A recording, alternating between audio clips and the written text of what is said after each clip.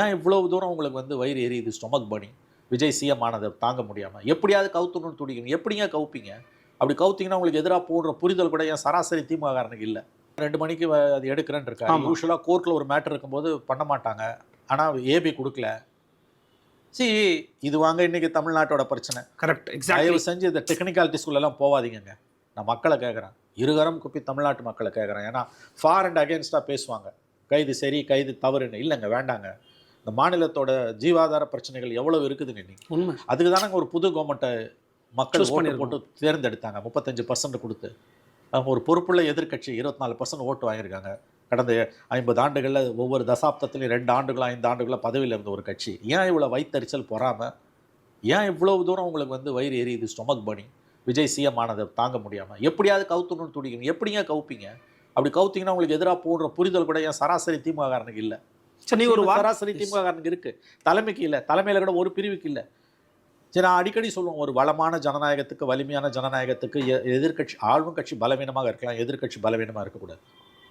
நீங்கள் பார்த்தீங்கன்னா எடப்பாடி பீரியடில் ஆளுங்கட்சி பலவீனமாக இருந்தது. ஆனால் எதிர்கட்சி ஸ்டாலின் சிறந்த எதிர்கட்சி தலைவராக இருந்தார்.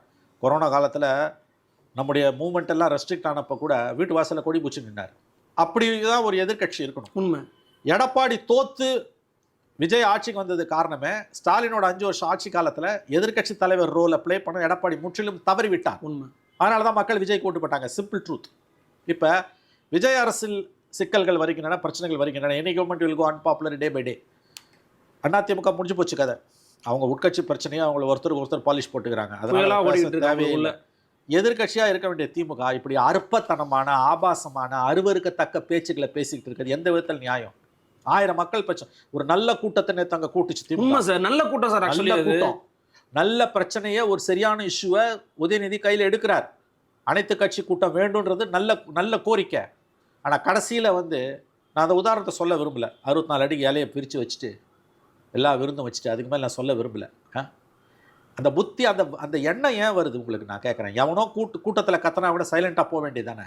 அப்போ அந்த ஆபாசன்றது உங்கள் ரத்தத்திலே ஊறி இருக்குல்ல.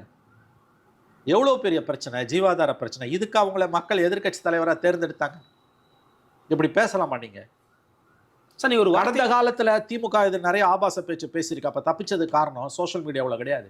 வண்ணை ஸ்டெல்லா, வெற்றி கொண்டான், தீப்பொறி ஆறுமுகம், நன்னில நடராசன், ஆடல் அரசு, ஒரு லிஸ்டே